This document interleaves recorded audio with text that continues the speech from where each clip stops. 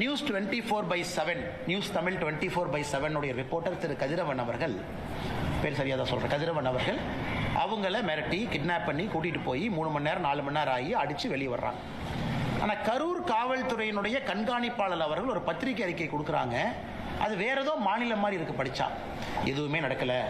அதாவது அவர் அந்த அறிக்கையை படித்தா எப்படி இருந்ததுன்னா, ரிப்போர்ட்டரே கல் எடுத்து தலையில் அடிச்சுக்கிட்டு, அவரே போய் மண்ணில் படுத்து உருண்டு, அவரே போய் ஹாஸ்பிட்டலில் படுத்து எந்திரிச்சு, அவரே வர்றதுக்கான ரிப்போர்ட்டர் பைத்தியமா? அதனால் இந்த காவல்துறையினுடைய அறிக்கையை பார்க்கும் பொழுது எப்படி ஒரு காவல்துறை கண்காணிப்பாளர் இப்படிப்பட்ட அறிக்கையை கொடுக்க முடியும்? அன்னைக்கு சம்பவம் நடந்ததிலிருந்து தமிழ்நாட்டினுடைய எல்லா மீடியாவும் கண்கொத்தி பாம்பா அந்த ஏரியாவில் இருக்கிறீங்க. ரியல் டைம் கவர் பண்றீங்க, ஆடியோ பல ஆடியோவை ரிலீஸ் பண்றீங்க, குவாரிக்கு போறீங்க, ஹாஸ்பிட்டல்ல இருக்கீங்க. இவ்வளவு நடந்தும் கூட ஒரு காவல்துறை கண்காணிப்பாளர் எதுவுமே நடக்காத அளவுக்கு எதுவுமே நடக்கல, பச்சை பொய்னு. பச்சை பொய்யா இருந்தா எங்க மேல கேஸ் போடுங்க ஐயா. நாங்களாம் பேசணும்ல, ஆதரவா பேசணும்ல, எங்க மேல கேஸ் போடுங்க, கோர்ட்டுக்கு எல்லாம் டாக்குமெண்ட் கொண்டு வாங்க பார்க்கலாம். அதனால் இன்னைக்கும் திராவிட முன்னேற்ற கழகத்தை பொறுத்தவரை ஒரு எம்எல்ஏவை காப்பாற்றணும்.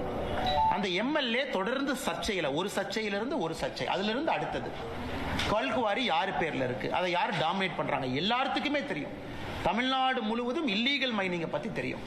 அதனால் எல்லாத்தையுமே இன்னைக்கு ஒரு முழு பூசணிக்காயை மறைச்சி வச்சுக்கிட்டு காவல்துறை அறிக்கையின் மீது அறிக்கை கொடுப்பது வேடிக்கையா இருக்கு.